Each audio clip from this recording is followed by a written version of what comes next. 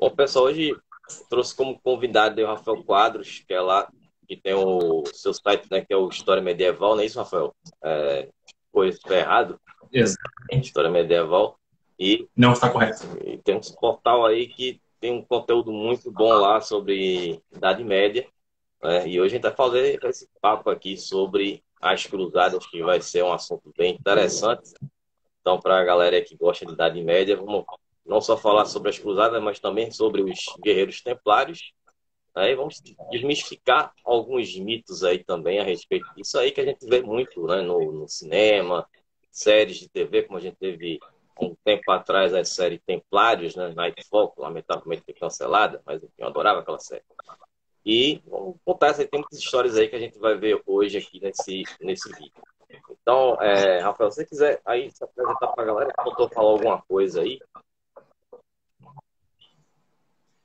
Então, primeiramente, quero agradecer o convite do Zelota. Nós somos companheiros dos meus trabalhos no Portal do Historiador. É muito bacana ver essa conexão com a história. Eu sou formado em História. A minha parte central, o foco central... Oh, Porva aí, ó. Olá, Porva. O meu foco central é esse período da Idade Média, até porque eu fui para Portugal para estudar, fazer um estudo mais aprofundado sobre essa questão sobre a Idade Média. E quando voltei ao Brasil, eu decidi, em 2017, fundar, então, a página com o site integrado sobre Idade Média. Então, atualmente é o maior portal da América do Sul e o segundo de Portugal mais visto sobre o assunto da Idade Média. Tem uma revista também que deu uma parada em 2021, que conta a trajetória sobre a Idade Média, desde o início até o colapso com a queda de Constantinopla.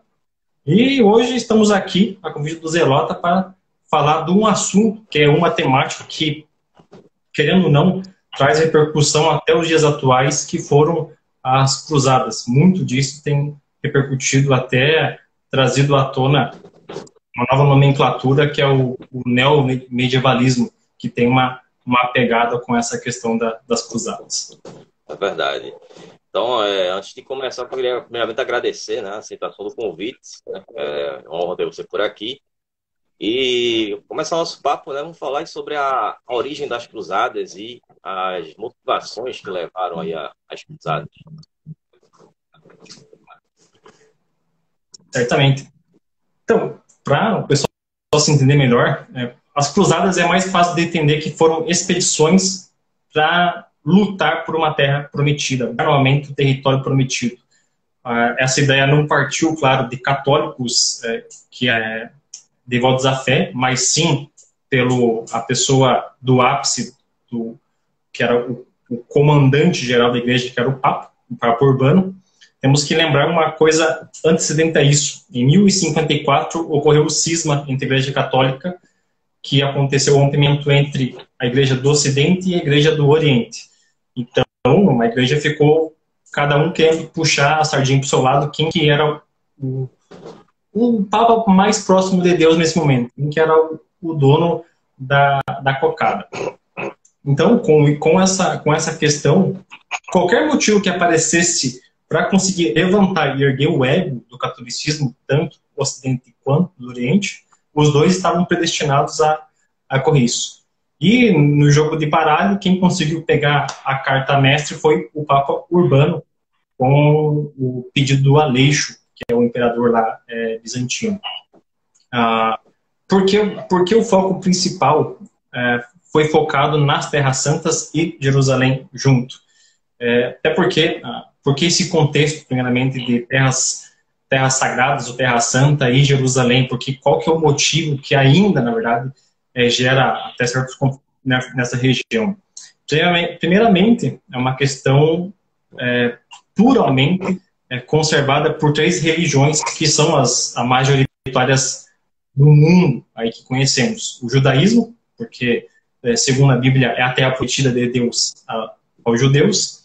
Mais tarde vem os católicos, que é a terra onde Jesus nasceu, viveu, morreu e ressuscitou. E mais tarde, bem mais tarde, após a ascensão, perto do ano 600, temos a ascensão de Maomé aos céus. Então aí tem uma questão de conflito em que essa terra vira uma questão de terra de três religiões do mundo. Até então, a terra vivia em paz e harmonia plena, era uma coisa muito linda de se ver, tinha um comércio entre eles, não tinha essa rixa até então. A rixa vai começar justamente porque uma parte dos muçulmanos, que não eram os muçulmanos que estavam na Terra Santa, mais conhecido como jesuítas, é como se fosse um grupo mais radical, fervoroso à fé, que temos hoje em dia, não muda muito. É só parar que o muçulmano é uma coisa, esse grupo radical é totalmente diferente, oposto. Eles começam a invadir a Ásia Maior. Hoje, para ter uma noção do que é a Ásia Maior, em boa parte, o que hoje é a Turquia era, então, a antiga Ásia Maior. Isso começou a preocupar o Aleixo, começando a perder território, ele tinha recém subido ao trono, então começou a preocupar muito. Então ele vai pedir uma ajuda lá no Watzfield para o Papa Urbano. O Papa Urbano atende esse chamado, essa videochamada no Watzfield, e, lógico, ele vê que é um motivo mais óbvio, é o momento de resplandecer a luz diante a todos que estão ali na Europa, que é mostrar o poder que ele tem em cima de todo mundo. E, lógico, ele não vai mostrar esse poder enviando uma carta por sai dessa terra porque não é sua. Não, ele vai convocar a Europa para lutar nessa terra, nessa causa. Tirar as pessoas que não são da fé católica para isso. Lógico, essa visão de não gostar da religião do próximo, alheia, isso é muito antecedente, antes mesmo do catolicismo. Isso vem muito mais antigo. Nós temos uma visão que o catolicismo que matou os outros deuses, mas antes do catolicismo isso já acontecia diversas vezes. Só ver quando colocam apenas um Deus, já tem essa questão. Mas, focando no assunto, então o Urbano convoca, pelo Concílio de Clermont, a todos lutarem por essa causa. Mas não se tinha uma causa justa. Qual que é a causa? Você vai lutar, você vai morrer, você vai para o céu. Isso não ia convencer a população naquela época. Temos que pensar a primeira coisa. A população naquela época era religiosa, mas não era burra, na verdade. Porque dá para ganhar o céu. E se eu não morrer? Eles pensavam, na verdade, em um objetivo maior, que é lutar e conseguir alguma coisa de retorno. Eu vou lutar numa guerra pobre e vou lutar com uma condição financeira maior. Eu vou lutar perto de pessoas conhecidas da nobreza, então isso vai me favorecer muito. As pessoas tinham esse objetivo também, e não somente em que lutar na cruzada era uma causa justa que deu seus pecados. Era também uma desculpa, que você tinha que ter uma lista de desculpas para as pessoas irem lutar numa condição que ninguém mesmo, muita gente não entendia o porquê, mas quando o Papa faz essa convocação, todos os reinos pensam em ajudar a igreja. Esse é um breve resumo que dá para começar bem o que foi e qual foi o motivo. Certo. E só para introduzir um pouco do meu lado, já que eu tenho um estudo a respeito do Império Bizantino, quando o Aleixo Comneno ele se torna imperador, várias crises, né? Foram várias crises que o Império Bizantino passou, e eles não tinham exército, né? Enquanto isso, os árabes estavam ali atacando os territórios bizantinos que ficavam lá na Ásia Menor, né? No caso, a Anatólia. E eles foram descendo, no caso, na Terra Santa, a região da Síria, e todos esses territórios aí, né? E os bizantinos não tinham como se defender, né? Porque eles não tinham um exército. Na verdade, a própria dinastia Comnena vai ser uma dinastia de restauração do Império Bizantino, depois de um período de vários imperadores tomaram decisões erradas, muita questão de poder, briga pelo poder e tal, aquela coisa de usurpações, enfim, como a gente viu no Império Romano, né? Então a gente viu uma história se repetindo no Império Bizantino, só que lá os caras resistiram por mais tempo, quase 1000 anos de império, diferente do Império Romano, que é bem mais rápido, né? E você tinha um império que tinha um inimigo forte, no mesmo momento ali das cruzadas, que eram mais do Oriente, né? Que eram os árabes, com a ascensão do islamismo, com Maomé, que vamos ter a queda do Império Sassânida lá no Oriente, e vai se tornar um inimigo ainda mais forte do que eram os sassânidas para os bizantinos, né? Por isso que o Aleixo ele vai fazer esse pedido de ajuda lá para o Papa, E também essa questão da cisão do Oriente que você falou agora, Rafael, a gente falou até isso na semana passada, uma live que eu fiz com o Ian sobre o cristianismo bizantino, que essa cisão vai ser uma coisa que vai ser fundamental, inclusive, para a queda de Constantinopla depois, né? Vai ser colocado como um dos pontos, né, da falta da ajuda do Ocidente em ajudar o Império Bizantino, né? E essa reaproximação só vai acontecer em 1965, né? Então, já nos nossos tempos de idade contemporânea. Né? Mas, enfim, acho que eu falei mais do que eu deveria. Mas, enfim, Rafael, com relação a essa questão dos templários, né? Quem eles eram esses guerreiros templários e como é que era a ordem dos templários? Certo. Os templários, eles vão ser uma ordem que vai nascer, o nascimento, o alicerce dela vai dar início à cruzada. Porque foi a única cruzada que deu sucesso até então.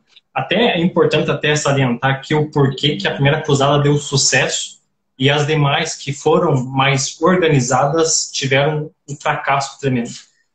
Temos que pensar que em 1066 os normandos tomaram a Inglaterra e eles eram a máquina de guerra militar que todos sonhavam em ter em exército.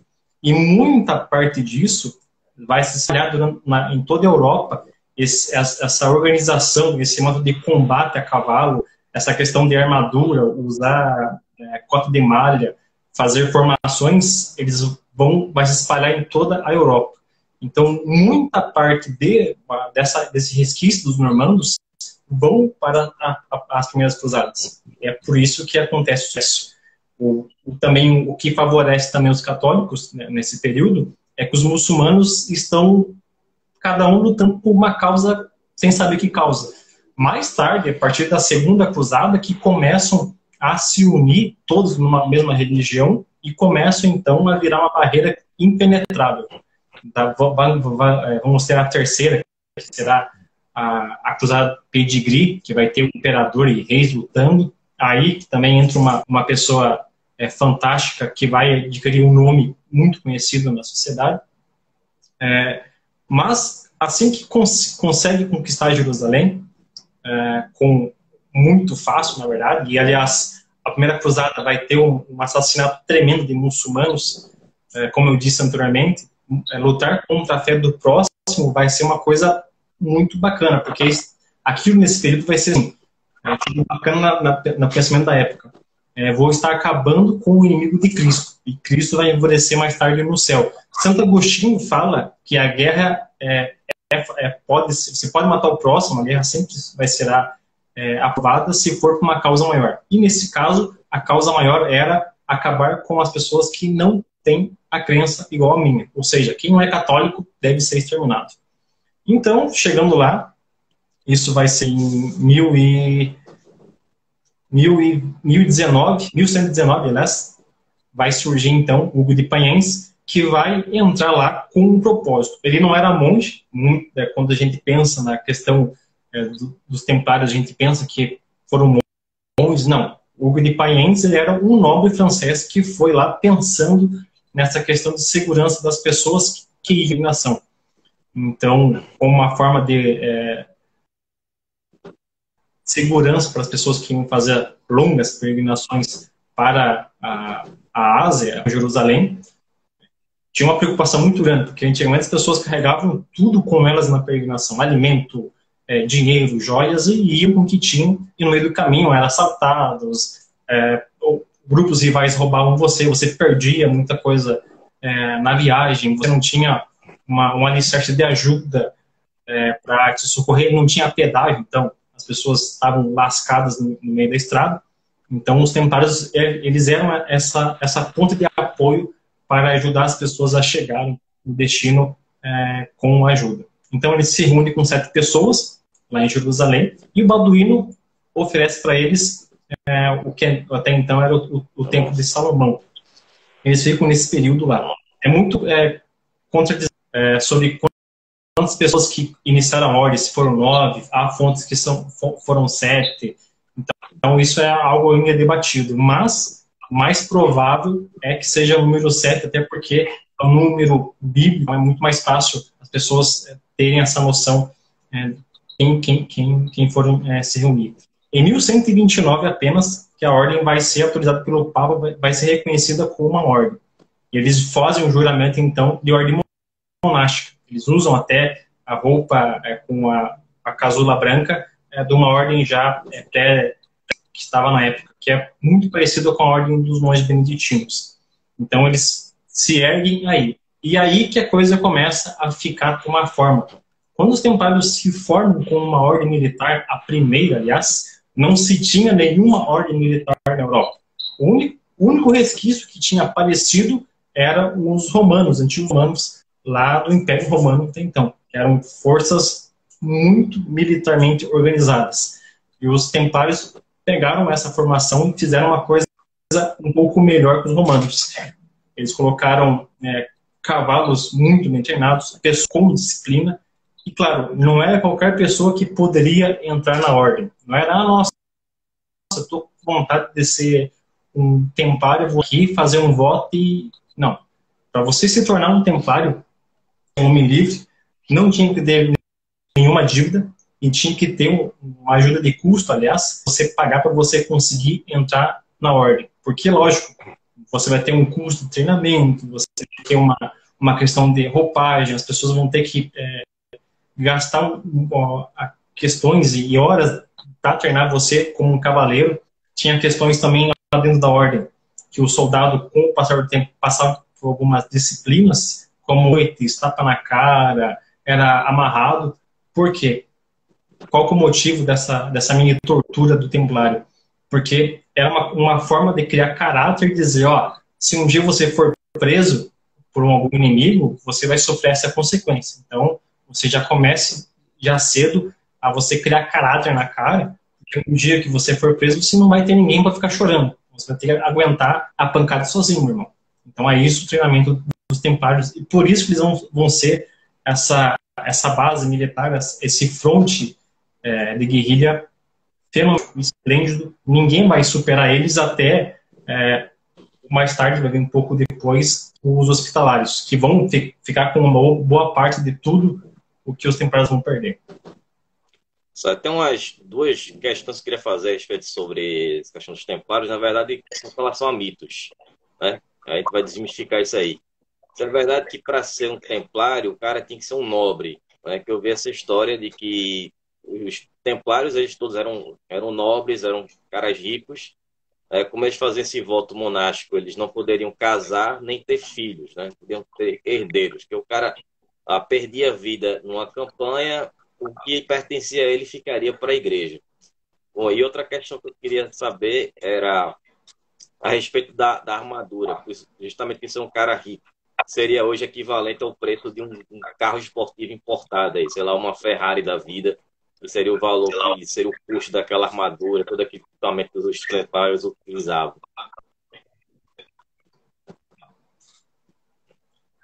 Sim, primeiramente, essa questão dos nobres entrarem na ordem, isso vai demorar um pouco para acontecer. Até porque não fazia muito sentido colocar, vamos supor, um nobre dentro da ordem, porque como é que você vai dar ordem em cima de uma pessoa que é nobre, ou seja, superior a você? Tipo, monte no cavalo agora. Tá, mas ele é o rei. Não tem como fazer isso. Mais tarde que começam a entrar nobres na ordem, aí sim que começa a ordem a tomar um outro formato com a questão. Importante também saber disso, porque no ano de 1184 surge, então, e isso mais tarde vai florescer o que mais tarde vai levar ao fim dos templários, que é tem documentos, na verdade, sobre a acusação dos templários com a normativa do porquê os cátaros foram perseguidos, e a acusação entre uma e a outra é a mesma. Ou seja, pegaram uma desculpa dos cátaros e jogaram nas costas dos templários para acabar com a mesma acusação que tem para os cátaros é quase similar à acusação que tem para os templários. Então, é muito essa conexão em qual o motivo para acabar com a ordem é muito nítida. Tem uma outra questão também que você apontou aí sobre a pessoa não podia ser casada. Poderia ser casada, aliás, mas é muito raro, apenas sair esposa permitisse você a se juntar. Também há questões de pessoas jovens, na verdade, entravam na ordem para... Meu filho, ele nasceu numa comunidade não muito favorecida, numa classe não muito favorecida, vou colocar meu filho lá para ter o que se alimentar, para ter uma casta, digamos assim, que favoreça ele, para não ficar sofrendo aqui com a família. Mas, claro, isso as crianças e os jovens estavam com 20 anos, diferente do que acontecia caso alguém já fosse de uma linhagem nobre. Começa com 7 anos, de 7 aos 14, dos 14 aos 20 se torna cabreiro. As pessoas já iam meio que já pouco velhas já para entrar na ordem. Então, nas primeiras cruzadas, então, pessoas que não eram de origem rica, elas poderiam fazer parte ali, ou no caso, homens poderiam estar no exército. Exatamente. Você sendo uma pessoa livre, na verdade, digamos assim, não sendo uma pessoa que tenha posse, mas você não tem a dívida, você vai entrar na ordem. Era só fazer isso. Ou seja, uma pessoa livre, digo nesse contexto, é não ser casado e não ter uma dívida com ninguém fora da sua caminhada. Então, você conseguir entrar na ordem. Aí, mais tarde, que isso vai mudar, em que nobres vão começar a entrar na ordem. E, claro, quando a ordem surge, toda a Europa começa a ver uma forma justa de ter os templários com uma ordem. Quando o Papa dá um aceito na ordem, a ordem ganha um favorecer muito grande na Europa. Então, todos começam a falar, peraí, vou ir com a ordem, porque a ordem, digamos assim, uma ordem que é abençoada pelo Papa, e tudo que é pelo Papa merece meu troquinho. Aí dá uma moedinha templário. E aí eles vão começar a entender essa questão bancária. Peraí, tem até um caso, se não me engano, de Henrique III, que ele negociou uma ilha com financiamento com a ordem templária. Ele pagava, se não me engano, 9.000 moedas por mês, até conseguir quitar totalmente a ilha. Aí, quando pagou toda a ilha, ele foi lá e assinou lá os documentos da ilha. Foi o primeiro conceito, na verdade, de financiamento que temos no mundo, foi com os templários. E, lógico, com isso também temos, como os templários ganhavam muito dinheiro, eles sabiam muito bem essa questão de como guardar o dinheiro. Então, nas casas templárias e monastérios que pipocaram na Europa, eles faziam o que a gente conhece hoje como banco. Eles davam uma carta de hospedagem, que você colocava a quantia que você estava depositando na casa templária, e você retiraria apenas uma outra casa templária. Lógico, você pagaria um custo a isso, que a gente conhece hoje como juros. Foi assim que a ordem começou a se alavancar. O que eles fizeram, na verdade, foi adaptar ao que já tinha no mundo ali da Europa, que é o cheque. O cheque é uma invenção muçulmana, dos islâmicos. Eles trouxeram uma coisa parecida e introduziram dentro da ordem templária. Então, isso alavancou demais a ordem, com essa questão também de proteção e servir como banco, a agência bancária para toda a Europa lá nesse período. Se não falhar a memória, a formação do banco, né, o início do banco, foi na época do Império Romano ainda. E era um banco de verdade mesmo, né? Um tipo banco de sentar, né? Que no caso, o banqueiro, né, que era o dono do banco, ele colocava as moedas ali, né, em cima daquele banco. E aí o pessoal ia lá, colocava o dinheiro e depois recebia. Então, acontecia, um roubava o banco, o cara derrubava o banco e levava as moedas, né? Geralmente o cara era enforcado quando fazia isso. Bom, não sei se você conhece essa versão aí também dessa história aí dos bancos.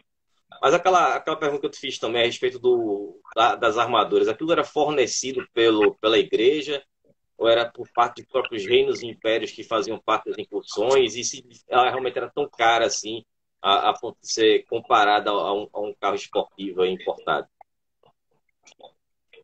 Certo. A primeira coisa, a armadura naquela época, na Idade Média, era muito cara. Cavalo, então, nem se pensar. É por isso que você olhar o selo templário, você vai ver um cavalo e 2 templários em cima do cavalo. Isso para mostrar que a ordem é uma ordem pobre, e lógico, e o custo do cavalo era muito alto. É muito alto mesmo. Só para você ter uma noção, em base, uma espada naquele período, uma espada, vamos dizer, uma X1, que é uma nomenclatura da espada, ela custaria perto de 40 mil reais, uma espada.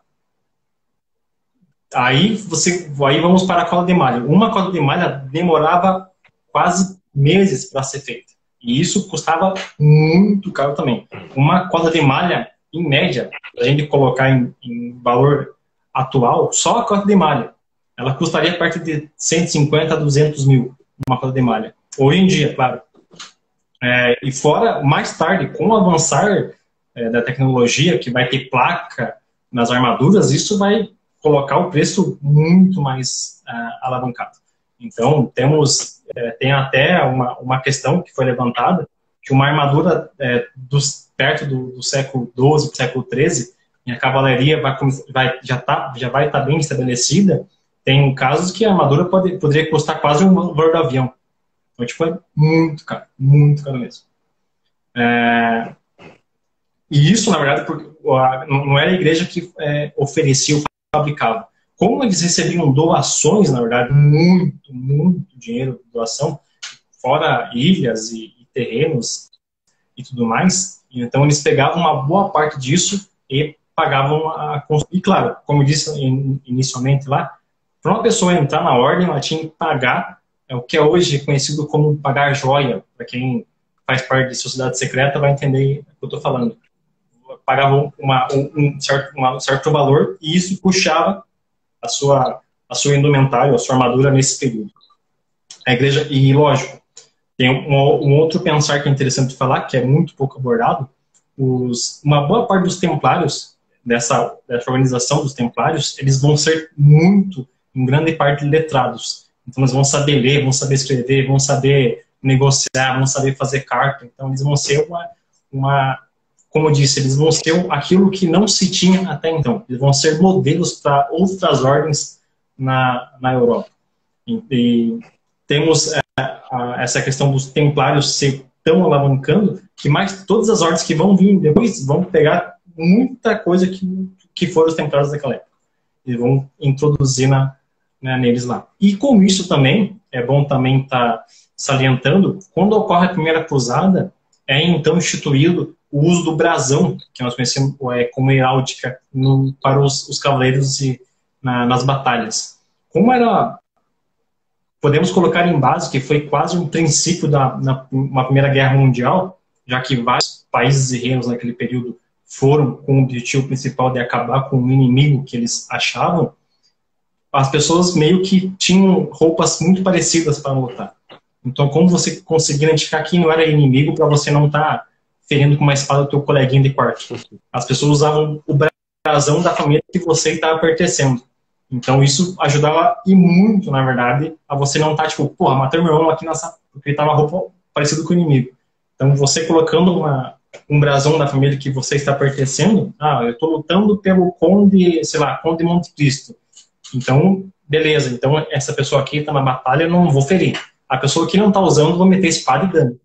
Então, era assim que era introduzida. É por isso que era uma luta organizada naquele período.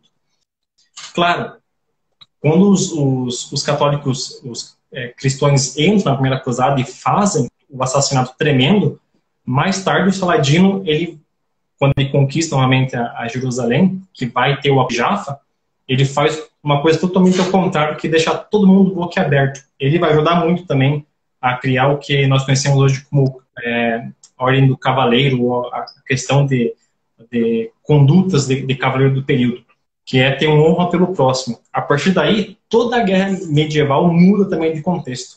Nós não vamos mais para a guerra para matar o inimigo, mas nós vamos para a guerra para raptar o inimigo e pedir recompensa em troca disso. Até porque matar o inimigo não fazia muito sentido, porque você está perdendo dinheiro. Você raptando as pessoas chaves centrais do exército, você pode pedir um bom montante sobre isso. E lógico, as pessoas pagavam carrilhas e carrilhas de prata, você devolvia as pessoas como uma forma de bens na guerra. Então as pessoas mudam o modo de batalha a partir de Saladino. A guerra, na verdade, tem o objetivo de matar o próximo, mas Saladino, não fazendo isso, com o Tratado de Jaffa, na verdade, que permite que os católicos entrem em Jerusalém sem sofrer nenhum dano, até porque Saladino é uma pessoa muito acima do seu tempo. Os muçulmanos, aliás, eles vão estar muito acima do seu tempo tempo em comparação com a questão dos frontmans da Europa. Só para ter uma ideia, o relógio do mundo, quem que vai receber vai ser Carlos Magno de um árabe. Para você ver tipo, como eles estão muito mais acima. Eu já fiz até uma matéria sobre isso lá na página, sobre essa questão do islamismo, sobre essa questão de alavancar deles. Focando aqui agora na questão, então, o Saladino mostra para o mundo uma outra forma de batalhar, uma outra forma. Ele mostra uma honra cavaleiresca. E isso vai se espalhar para a Europa, então aí que surge também toda a questão de como ser um cavaleiro, como um cavaleiro deve se portar, qual que são as diretrizes para ser um cavaleiro, um bom cavaleiro. Então a Europa vai se moldar, na verdade, essa questão de cavaleiresco, uma boa parte com Saladino. O Saladino que foi uma figura bem proeminente na época já dos Estados Cruzados, né, que vão ser fundados ali no Oriente, né, no território que pertencia originalmente ao Império Bizantino, que foi tomado ali pelos árabes. Né? Inclusive, teve até um conde, um nobre, que acho que era do Principado da Síria, que teve lá umas histórias com Saladino lá de rivalidade pesada e isso deu muito mal. Mas uma outra questão voltando ali à Primeira Cruzada, Rafael, quando o Aleixo ele faz esse pedido de ajuda à Santa Fé para pedir um exército, chega um exército lá, mas não era exatamente o tipo de exército que ele estava esperando, né? Se você soubesse falar um pouco a respeito dessa primeira cruzada que a gente pode chamar de cruzada fake. Essa questão, quando ele chega nessa...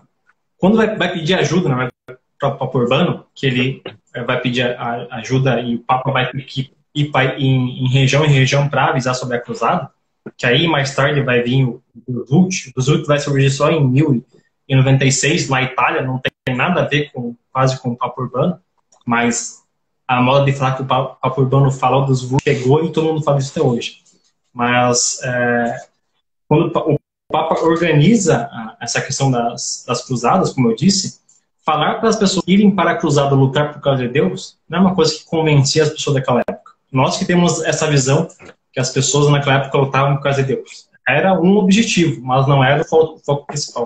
As pessoas iam para a batalha para pegar riqueza, para fazer pilhagem, para os caramba. Só para ter uma ideia, o que era uma questão de luta de honra naquela época. Para você lutar numa guerra, as pessoas iam com o propósito de conseguir ganhar alguma coisa. Diferente de hoje em dia, que uma pessoa que entra no exército hoje, no alistamento, tem salário, tem faculdade paga, tem casa com família e tudo mais. Naquele período, não se tinha. Ou seja, você vai lutar para pilhar e o que você conseguir pilhar é seu. Dane-se se você está roubando. Você está indo para o próximo. Então, esse é o objetivo principal das pessoas irem para a batalha. Deus entrava sempre em segundo plano. Se eu for ter que matar para roubar o dinheiro que esse cara tem aqui na batalha, eu vou matar. Deus fica em segundo plano. Mas se eu morrer, eu vou conseguir o destino lá garantido no céu. Só para entender essa questão do motivo e causa de circunstância das pessoas irem para as cruzadas. Então, quando começa a fazer essa caravana da alegria, tipo carreta furacão na Europa toda para avisar sobre as cruzadas, as pessoas começam então a se organizar. Não se tinha um Matisfeld naquela época, as pessoas se organizavam em sair em estações. Vamos sair aqui depois da primavera, vamos sair daqui a 4 semanas e assim indo. Eles se encontravam em determinado local e então você ia expandindo o exército. Não é igual hoje que você consegue fazer uma caravana da alegria, consegue estar todo mundo no mesmo horário, na mesma condição e irem organizadinho para fazer a sua tarde de domingo feliz no parque. Naquele período era uma coisa muito avançada. E quando ele convoca, na verdade, essa questão, muita gente que não tinha propósito para lutar na guerra, iam lá porque achavam que iam ganhar alguma coisa. E as pessoas não estavam preparadas para ir para a batalha. Eram pessoas, digamos, que trabalhavam em feudo, não tinham roupa nem para batalha. Então elas foram inicialmente para lá e não eram nenhum guerrilheiro. mais tarde, quando vai vir toda a força na Europa, e que eles se destacam, na verdade, que aquilo sim era um exército de verdade que ia lutar por uma causa justa naquele período. Então, o Aleixo vai saber mais tarde do que aconteceu com Jerusalém. Aí, lógico, ele vai ter que dar toda a glorificação e toda a glória para o Papa que fez alguma coisa a propósito da fé, e do Papa que estava lá no Oriente teve que só abaixar a asinha e perder um pouco da moral que ele tinha. Exato. Tem uma história que fala a respeito dessa primeira cruzada, e era um bispo, era um clérigo, enfim, era um clérigo, né? Ele vem acompanhado de diversos pessoas que, como você disse, trabalhavam em feudos, eram pessoas pobres e não eram guerreiros, né? Eram agricultores, eram pessoas que trabalhavam na terra. Então tem duas versões dessa história, né, que eu li. E quando eles chegam lá, o Aleixo fica revoltado, né? Ele esperava, cadê os cavaleiros, cadê os grandes guerreiros preparados para combater? E chega esse pessoal. Aí tem as duas versões. E a primeira versão que diz que ele realmente ficou tão revoltado que ele disse, o caminho é por aqui. E era justamente o sultanato de Rum, né, que tinha sido formado, que foi um dos maiores sultanatos que teve ali, que durou junto com o Império Bizantino, quase até o final do Império Bizantino. E ele mandou a galera para lá, porque já sabia que o pessoal ia ali se dar mal, né? E tem uma segunda versão que ele disse, olha, não vão porque ali vocês não vão estar bem. Tem essas duas versões. E que eles iriam acompanhar até um determinado ponto dessa viagem, que era até o fim da fronteira do Império Bizantino com o Sultanato de Rum. E que essa turma foi para lá e que foi por vontade própria mesmo. A gente vai, porque lá a gente vai conseguir terra, vai poder viver por ali. Foram e foi um massacre. Não voltou ninguém para contar a história. Aí depois é que veio a contada de fato, que vai começar a avançar e retomar aquele território que pertencia aos bizantinos e estava sendo ali ocupado pelos árabes. Bom, aí... Essa versão eu não conheci, então. São no caso das fontes bizantinas, né? Eu, particularmente, eu acredito que ele tenha ido pelo segundo caminho, porque o Aleixo era um cara de muito caráter, ele era um cara muito correto, né? Ele não teria, por mais que ele tivesse ficado ali irritado ou decepcionado com o que chegou para ele, eu acredito que ele não teria mandado o pessoal lá, já sabendo que seria o final do pessoal não seria o mais legal, não. Bom, outra questão que eu queria fazer é com relação a essa palavra Deus Vult, né? O que significa essa expressão que é utilizada pelos templários? Que eu não entendi, veio cortado aqui, perdão. Com relação ao significado de Deus Vult. Certo. Essa questão, como eu disse lá anteriormente, quando o Papa começa a fazer essa peregrinação da Europa toda, convocando as pessoas para irem, lembrando que não se tem um templário até então, ele começa a convocar as pessoas, começa a favorecer, na verdade, um objetivo maior. Por quê? Porque quem que está querendo que a gente vá? Então surge uma questão, isso vai acontecer um ano depois, em 1096, com um grupo na Itália que vão para a Terra Santa. E esse grupo começa a falar porque Deus quer. E aí começa, na verdade, a ter uma pluralização sobre isso. Começa a espalhar essa palavra porque Deus quer, porque Deus quer, porque Deus quer, e vai chegar. Os templários vão pegar essa questão do Deus Vult e vão fazer quase como se fosse um grito de guerra nas batalhas. Então eles vão usar essa questão. Mas o Papa Urbano não se tem uma inscrição que ele falou Deus Vult. Uma pessoa vai citar sobre a questão dos Vult, mas não vai ser muito confiável essa questão que o Papa vai dizer essa frase Deus Vult. Mas essa questão Deus Vult vai surgir na Itália, com esse favorecer das pessoas, tem um objetivo. Qual o objetivo? Vencer as pessoas que não são católicas, são os hereges. Por quê? Porque Deus quer. Para o latim seria Deus Vult, né? E lógico, isso, como eu disse no início da live, isso vai trazer consequências até hoje.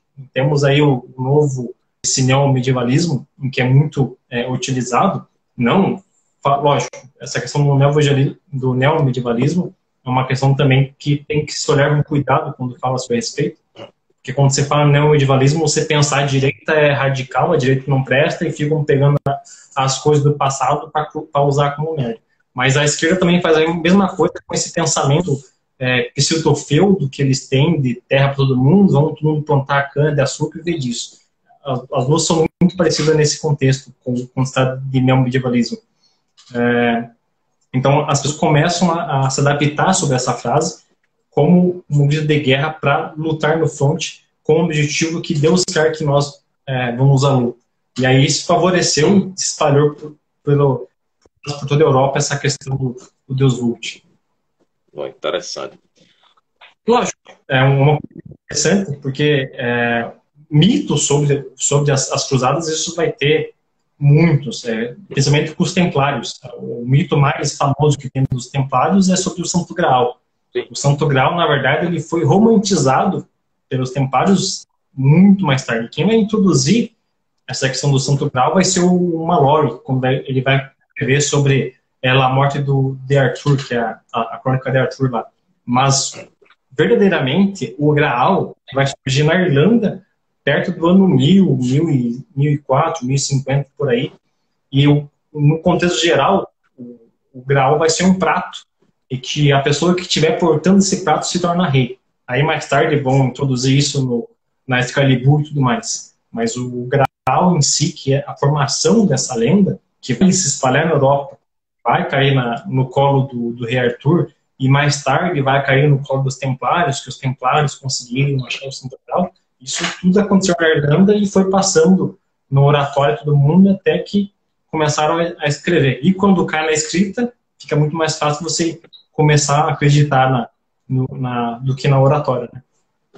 Inclusive, eu vi documentários a respeito de templários e tal, que eles falaram muito dessa questão do Santo Graal, que teria sido um dos objetivos do Hugo de Payet, né, que foi de encontrar o Santo Graal, que estaria ali nas ruínas do antigo templo lá de Jerusalém, né?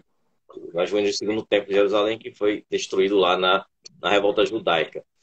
E que eles acabaram não encontrando, mas parte da missão deles seria essa que você falou, de estar fazendo essa segurança, né, dos peregrinos que estavam indo para Jerusalém, para rezar, para visitar a Terra Santa. Então existe realmente um mito todo em cima desse Santo Graal. Não só dele, como também tem a lança do destino, né, que também é muito falada de quem pegasse a lança do destino venceria várias batalhas, né? Para quem não sabe, a lança do destino é a lança que o soldado romano ele espetou em Jesus para certificar que ele havia falecido já na cruz, né?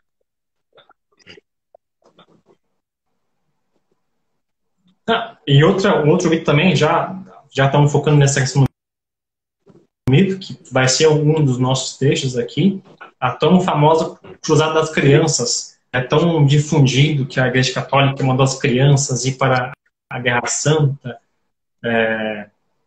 Não sei se quer abordar já esse assunto. Sim, tendo do... Windsor. Acho que deu uma cortada aí. Tá me ouvindo? Parou aqui. Estamos ao vivo ainda, não? Deu uma travada aí. Não tá recebendo nem, porque deu uma travada aqui. Eu tava falando da Cruzada das Crianças. E aí deu uma travada aqui. Isso. Por gentileza. Então, essa questão da... Já que vamos pegar esse assunto das crianças que está nos tópicos, tem uma lenda muito grande que envolve essa questão. É até difundido em livro didático, já peguei um livro didático que falava sobre isso. Também. Mas você não tem uma fonte segura que trate que verdadeiramente as crianças foram para a batalha. Não se tem que eles foram para Jerusalém e levaram um açoite e morreram todas. Não se tem essa informação. O que se tem é que algumas crianças estavam pensando em conquistar Jerusalém, por essa questão que estava favorecendo todo mundo a lutar por causa de Deus, por causa de Cristo. Mas em nenhum momento aconteceu essa caravana da alegria para ir para Jerusalém, e não se tem nenhum relato que as crianças morreram no meio do percurso. Tem relatos que foram 30 mil crianças, para ter 30 mil crianças, tinha que ter muitos homens e mulheres naquela região. E não faz muito sentido, a matemática não bate nesse período. Então, não se diz questão. O próprio Barbarossa, ele vai para a batalha com 15 mil soldados. Como é que crianças conseguem ir com 30 mil crianças para Jerusalém? Então, essa afirmação que então dizem das crianças, o que tem muito na internet, você consegue achar fácil isso, mas é tudo, não se tem fonte escrita, não se tem algo confiável que isso realmente aconteceu. Tudo mais uma questão de favorecimento, para falar que as crianças estavam lutando, uma questão de pureza. Olha, se uma criança lutando, por que você, homem, não vai na batalha? Então, era uma forma de usar como propaganda naquele período também. Eu também lembro que eu vi isso no livro didático na minha época de escola, né, nas aulas de história. Tinha um livro que tinha a metade da página que falava dessa história da Cruzada das Crianças. Eu também me lembro disso aí. Inclusive falava que muitas crianças acabaram falecendo, foram violentadas, enfim, tem uma história bem pesada. E também acho bem improvável que isso tenha acontecido. Até porque, quando a gente fala em termos de população do mundo naquela época, era muito menos gente. Eu não sei exatamente a proporção, mas digamos que uma pessoa naquela época seria meio que equivalente a 5 pessoas no nosso tempo, né? Em termos de população, né? Então, as baixas, qualquer baixa que estivesse ali, era muito, né? Quando você fala em exército de 300 homens, 500 homens, a gente pensa pouco, é pouca gente, né? Mas era muita gente. Era um exército relativamente médio porte, médio para grande porte, né? Porque não tinha tanta gente assim, inclusive porque Sim. a Idade Média foi uma era que tivemos ali muitas pragas, pestes, né? Muitas pessoas faleciam diante de doenças, né? A peste bubônica, né, que marcou bastante a Idade Média. Né? Claro que temos muitos mitos também, que se der tempo a gente falar sobre isso aqui também nessa live. Então, a questão de proporção da população era muito diferente. Era muito menor do que é hoje em dia. Sim, e claro, se você pensar assim, que você ajuda um exército de 15 mil pessoas para ir à batalha, vamos dizer hipoteticamente, a questão de chegar nos 15 mil naquele período era muito baixa. Muitas pessoas morreram no caminho por desidratação, com disenteria, com algum ferimento grave. Então, se você sair com 15, você vai chegar no mínimo lá com 12, 13. Você não vai chegar com 15 mil soldados totalmente puros, são. E, claro, tem outra questão. Você levar um exército com você, você tem que ter noção que isso tem custo. E quando mais você ficar acampando com o seu exército, é muito mais custoso. Então, por isso que é muito mais vantagem você organizar hora, dia, onde vai ser batalha naquilo. Que aí o custo vai ser muito mais reduzido. A alimentação também vai ser muito reduzida. E uma boa parte dos templários terem perdido batalha, em grande parte, foi por causa do clima que eles não conheciam. Que vai acontecer, se não me engano, na segunda cruzada, eles vão, segunda ou quarta, eles vão começar a perder por causa eles vão fazer um cerco perto do Rio Nilo, e a tempestade muda tudo, e não tem condição de água, não tem logística, não tem apoio, e acabam abaixando a moral dos soldados. É que você tinha 2 caminhos, né, para chegar em Jerusalém. Ou seguir por terra, seria um longo deslocamento, saindo ali da Europa Ocidental, né?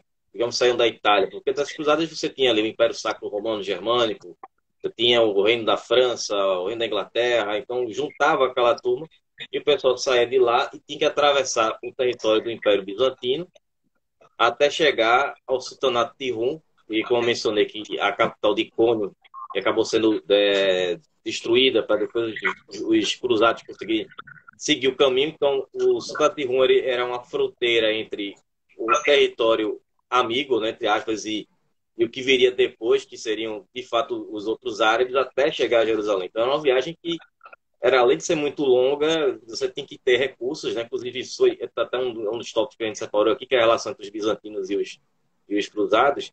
E os bizantinos, eles entravam com um exército, mas com uma quantidade pequena de homens que ajudava a fazer essa jornada até o Sultanato de Rum, e entrando também com a questão dos suprimentos, né? Porque esse pessoal, a comida que eles levavam, no máximo, eles chegariam na Sérvia, no reino da Sérvia, no reino da Croácia. Eles não teriam condição de chegar até, nem sequer a Bulgária. Não vai chegar lá do lado do Oriente, né? Então, e o outro caminho também, que era por mar, né? Que seria também uma viagem muito perigosa, né? Também era uma viagem muito longa, que duraria muitos dias e tempestades, muitas coisas poderiam acontecer. Então, inclusive, quem viajou pelo mar foi o Ricardo Coração do Leão, né? Tem uma história sobre ele também aí no Chipre, né? A gente pode falar depois sobre ele. Mas então, essa relação dos bizantinos com os cruzados, como é que foi essa relação entre esses dois lados?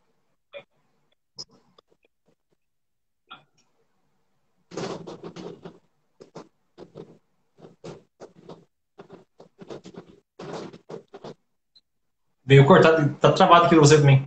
É. Agora voltou. Repete a pergunta que eu não entendi. Veio cortado. Essa relação entre os bizantinos e os cruzados sempre foi uma relação boa, amistosa, ou tivemos ali muitos problemas? Tivemos um problema quando acontece, na verdade, o saque de Constantinopla. Porque, assim, temos que pensar que quando a ordem começa a se espalhar na Europa toda, nem todo mundo começa a seguir a ordem como estava pré-definido no início. Ela começa a se locomover com uma expansão muito gigante. E os templários, na verdade, aliás, é interessante dizer isso, porque quando os templários chegam a Constantinopla, até porque eles tinham uma certa aliança, um respeito com os bizantinos, eles vão até citar, na verdade, tem um templário que cita, que viu se não me engano, em Santa Sofia, um manto que era o manto que Jesus foi enterrado lá em Jerusalém, que é então o Santo Sudário. Ele vai ter uma descrição sobre isso. Aí mais tarde vai para a França e tudo mais, e aí se perde essa conotação de onde que está o manto, se o manto Turim é. Mas o templário, eu não esqueci o nome que agora anotou pela primeira vez, ele vai dar a descrição do manto que vai estar na Hagia Sofia, que foi o manto que Cristo foi sepultado. Então eles tinham uma certa aliança, eles tinham um certo respeito com os templários. Claro que os bizantinos não precisavam de exército, eles vão ter a guarda barbarandiana, que é uma elite excepcional, vão ser tipo os vikings de uma forma diferente, que vão fazer ali a fronteira com os... Então eles vão ser um choque muito forte para os bizantinos, essa guarda. Mas a relação entre templários e bizantinos era até que certo ponto era uma coisa amigável, tirando o cerco que vai acontecer, o saque em Constantinopla. Mas, em boa parte, as pessoas que fizeram o saque em Constantinopla foram as pessoas de Veneza, que estavam meio que tretados com Constantinopla. Porque eles tinham meio receio que, não sei não, mas acho que Constantinopla está aqui quieta demais, eles devem ter alguma relação com o pessoal do Oriente Médio, parece que eles têm uma relação que não condiz com o que Cristo pregava. Então vamos aqui fazer o saque e tudo isso aqui vamos levar para a Europa. Então eles vão fazer esse saque. Mas, em suma, quando esse saque acontece, perto de 1294, se não me engano, se não tem enganado, é isso, eles vão pegar tudo que tem quase do Império e vão espalhar na Europa toda.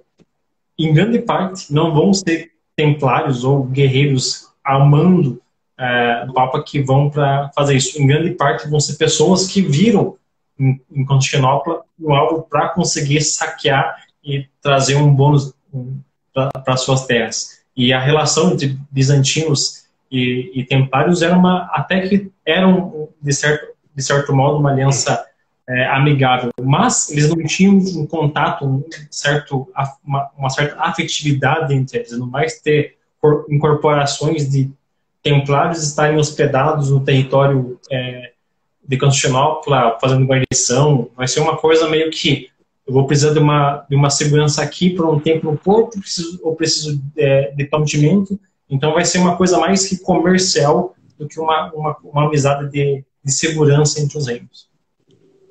O saque foi em 1203, né? O saque de Constantinopla. Isso. E 1204 foi quando os cruzados eles tomam Constantinopla e vai ter a fundação do Império Latino de Constantinopla. Eu gostaria que você falasse rapidinho sobre dois personagens aqui que a gente separou, que foi o Frederico Barbarossa, né, que era o Barba-Ruiva, que era o Sacro Imperador Romano Germânico, e o Ricardo Coração de Leão, que era rei da Inglaterra. Qual é a importância que eles tiveram aí nessas cruzadas? Barbarossa, ele vai ser conhecido, ele tem até uma lenda muito famosa dele, que ele não morreu, que ele está escondido numa caverna e um dia ele voltará para fazer alguma retomada de Jerusalém. Esse mito repercute até hoje. Ele, Carlos Magno e mais um imperador, Constantino IX, se eu não me engano, que é uma das pessoas que estão nessa lenda, que ainda vão retornar para fazer uma nova cruzada. Ele vai ser um imperador muito grande, vai ser sobrinho do Conrado III, então ele vai ser um imperador do que nós conhecemos como Império Germânico, muito forte, muito destemido. E o problema dele, quando ele começa a receber cartas dos nobres para ele participar de uma cruzada. Por que o imperador vai participar numa cruzada? Ele vai participar de uma cruzada com o objetivo de, eu tenho muitos reinos que eu tomo conta, então eu vou pegar as pessoas que estão aqui e vão comigo. Como ele é o imperador, então ele consegue chamar um grande número de pessoas para ir para a cruzada. Isso favorece ele muito. E no meio do caminho que ele vai das cruzadas, ele acaba tendo um ataque cardíaco, é o que mais provavelmente seja, e ele acaba falecendo na cruzada. Aí tem um problema muito grande, porque quando o imperador morre, as pessoas ficam sem um grande líder para tomar conta deles na cruzada. E aí a cruzada começa a perder totalmente, tipo, não temos um líder aqui, quem que vai ser um líder? E quem que vai agora tomar conta do exército que está aqui, já que Barbarossa não está mais aqui entre nós? Então a cruzada meio que começa a perder uma aí na terceira cruzada. Temos também o filho de Leandro Aquitânia, que é o Ricardo I, que vai conseguir o epiteto de Coração de Leão quando ele começa a ir na primeira cruzada, quando ele participa da terceira cruzada. Quando ele participa da terceira cruzada, aí então que ele ganha o epiteto de grande. Ele vai fazer o acordo de Jaffa, aliás, para conseguir. Ele não. Saladino vai fazer o concordado de Jaffa e ele vai voltar para a Inglaterra lá sem nenhum mérito conquistado. Até porque a terceira cruzada vai ser mais conhecida como Cruzada de Reis, por conta dessas celebridades que vão estar na cruzada, né? Um imperador e dois reis, que é o Felipe II da França. Então eles também vão para essa cruzada. Felipe II, Ricardo I, que mais tarde vai ser Ricardo Coração de Leão, e Barbarossa, que é um grande imperador que vai acabar falecendo no meio do caminho. Então aí a cruzada já começa a perder rumo quando Ricardo Coração morre. Felipe II também volta antes da cruzada, porque ele está com uma doença, ele chega a perder um olho, ele acaba perdendo a visão devido à doença e volta para a França para resolver problemas internos. E Ricardo Coração volta para a Inglaterra sem nenhum mérito. O Constantino que você se referiu foi o Constantino XI, né? Que foi o imperador bizantino que trouxe essa lenda. Isso. Ele está numa lenda que os anjos levaram ele e formaram uma estátua de ouro que ele vai voltar para fazer a nova cruzada. Essa lenda aí que tem mais questão de patriotismo, né? Falei até sobre esse assunto lá na última live que eu fiz lá com o Ian, lá do Cristianismo Orientais, que ele voltaria para reconquistar Constantinopla, liderar os gregos, né? Mas voltando ao que interessa aqui, que são as cruzadas, inclusive o Frederico o Barbarossa, quando ele falece, ele cai do cavalo, é levado pelo rio, ele já tinha passado pela fronteira com o Oriente, o filho dele vai até pedir indenização ao Império Bizantino. O Frederico, ele sempre esteve lá no trono, ele não saiu de lá para nada, né? Na verdade, ele foi várias vezes requisitado pelo Império Bizantino, E ele nunca ajudava, ele não se metia em nada, ele não queria ajudar e tal. Dessa vez ele resolveu fazer alguma coisa e acabou não voltando para casa. E o filho dele vai exigir ali uma indenização do Império Bizantino por conta que o pai dele faleceu aí nessa campanha. E, inclusive, o filho dele vai se tornar rei da Sicília por um tempo, né? Se eu não me falha a memória.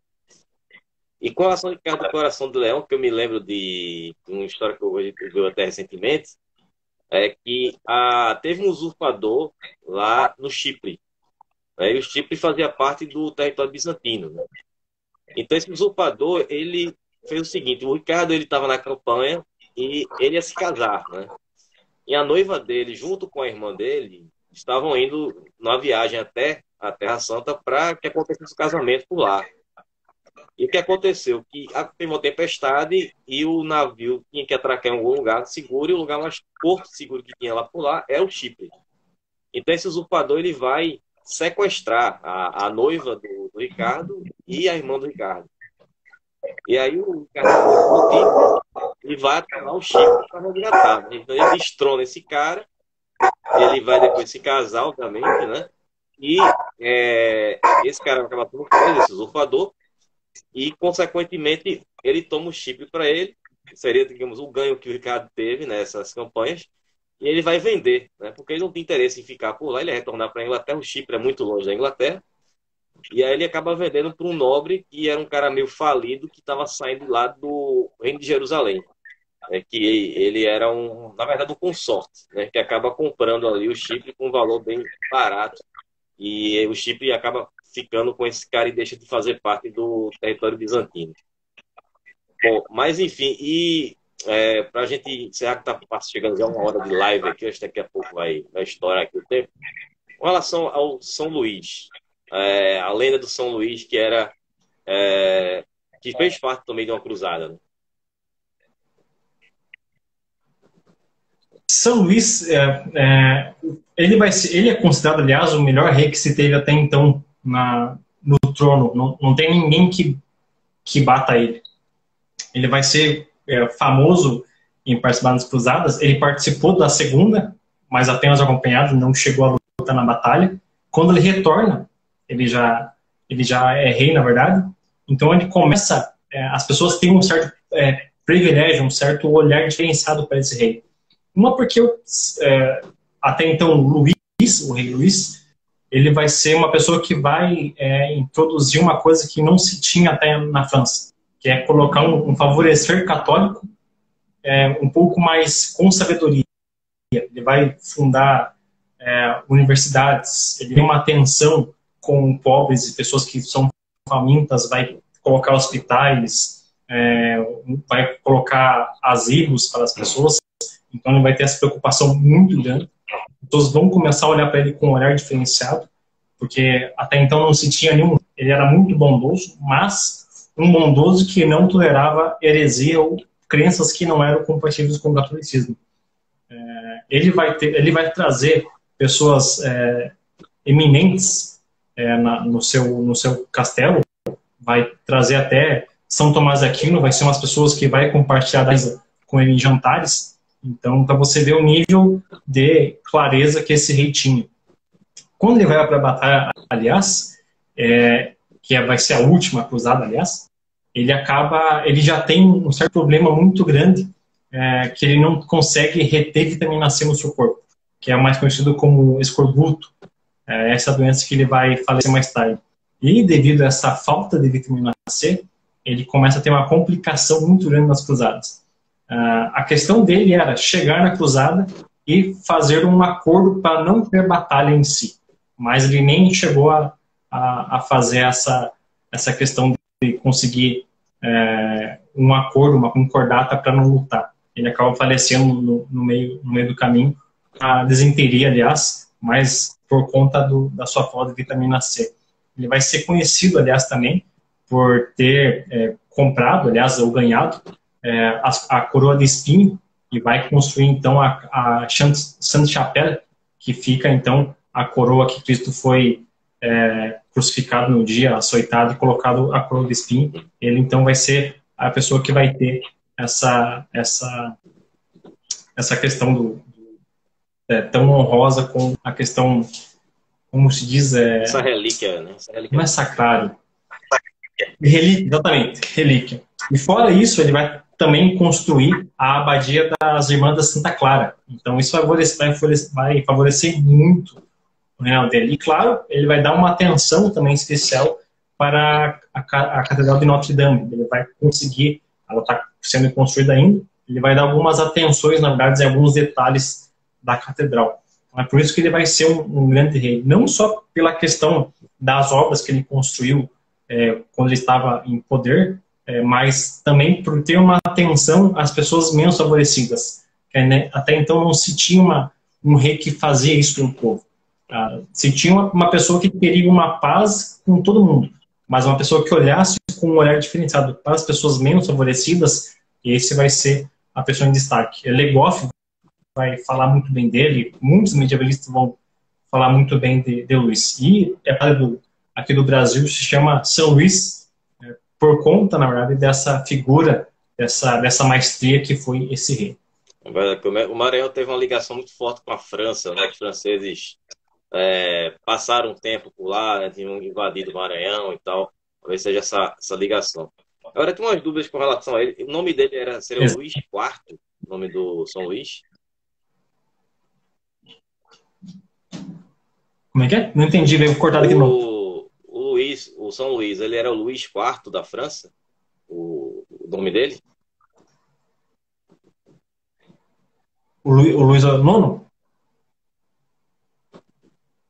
É que a história que eu li a respeito do São Luís, que ele era o Luís IV da França, que ele tinha falecido na cruzada na África.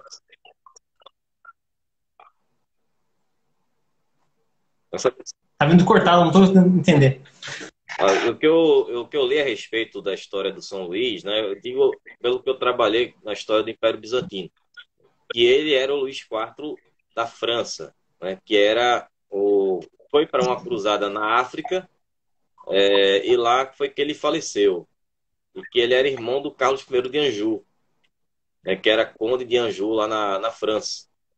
E que o Luís IV tinha sido convencido a participar dessa cruzada pelo Miguel VIII, que era o imperador bizantino, depois que os bizantinos recuperam Constantinopla. Foi até uma reconquista bem fácil, bem inesperada. E aí foi depois da época do Império de Nicéia. Então Miguel VIII, ele convenceu o Luís a participar de uma cruzada, ao invés de lutar contra os cristãos, de enfrentar os muçulmanos. Então ele teria ido para essa batalha para poder desviar o Carlos de Anjou porque o Carlos de Anjou queria reconquistar Constantinopla.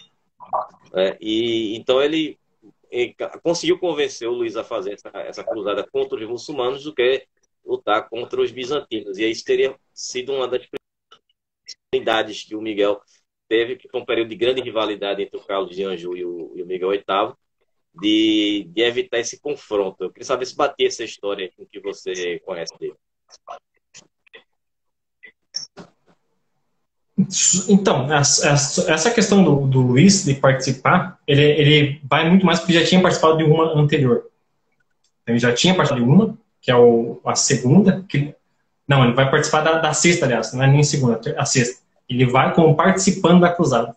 Então, ele retorna já com algum mérito, para depois ele vai para essa última. E aí, então, que ele acaba não tendo muito sucesso, né, nessa última cruzada. E também com ele morre também a cruzada. Aí depois não se tem mais tentativas nenhuma de conseguir voltar para as cruzadas, morre com ele. Então se estende aí toda a questão dos muçulmanos de dominar as áreas. Então se esquece esse plano de fazer mais uma cruzada, até porque era muito custoso fazer isso. Então morre com ele a cruzada também. De fato. Bom, quero aproveitar que o tempo que a gente tem aqui, rapidinho, só para desmistificar com relação à noite na Idade Média. É que a gente vê muito essa coisa em filmes. Eu vi você falando isso uma vez na live lá com a Fernanda, eu queria que você comentasse aqui também, que a gente sempre vê aquelas noites de tavernas, né, com pessoas bebendo, noites bastante agitadas e tal. E que você fala assim, realmente isso é fato ou isso é mito? Essa questão é interessante de abordar, porque assim, nós temos uma concepção da Idade Média que era 100% agitado o tempo todo, festa, pessoas tocando alaúde, pessoas tocando tambor, bobo da corte 24 horas por dia. Mas não, isso é muito filme Disney, isso não acontecia de verdade. As pessoas trabalhavam arduamente a semana toda. Por mais que tinham muitos feriados, mas tinha muito mais feriado que nós temos hoje, as pessoas trabalhavam em boa parte no campo. Então, elas trabalhavam, o sol nascia, elas saíam para trabalhar, voltavam assim que o sol se recolhia e iam dormir, porque no outro dia teriam que trabalhar novamente. Essa visão que nós temos das pessoas terem uma vida noturna na Idade Média não faz muito sentido, até porque a falta de iluminação era muito grande.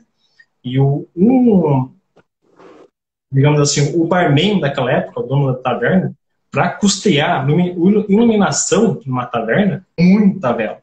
E o custo da vela também era muito alto. Então, se toda noite ele teria que gastar uma caixa de vela, não compensaria o custo dele nessa demanda. As pessoas recolhiam cedo, porque no outro dia elas tinham que trabalhar.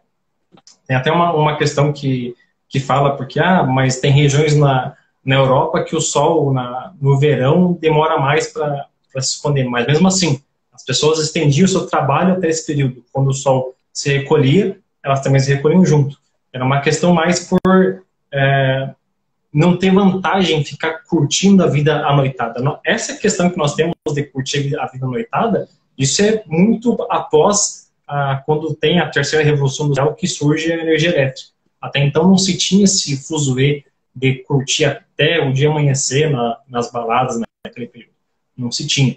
E outra questão também que é a questão da cerveja. A cerveja que tomamos hoje é totalmente diferente do que se tomava naquele período.